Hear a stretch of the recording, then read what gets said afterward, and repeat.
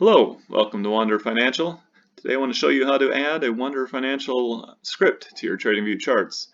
We find it's much easier for people to follow along if they can see the same charts that we're looking at on their screen. So we created this script to make it simple. So the first thing you're going to do is follow that link at the bottom there. That'll take you to this page. From there, all you're going to do is scroll down a little bit and click Add to Favorite Scripts. I've already got it on here, obviously, so it says Remove, but you'll click Add to Favorite Scripts. You'll then open up your charts, and when you're in here, you'll click Indicators, Favorites, and then you'll see the Wander Financial script right there. Click on that, and it'll add it right to your charts. If you need to make any changes or you want to toggle it on or off, you can do that pretty easily here.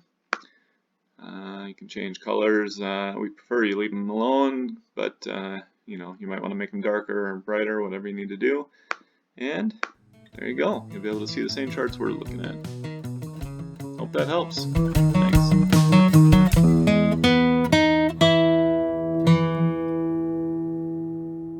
Thanks for watching, and don't forget to hit that subscribe button.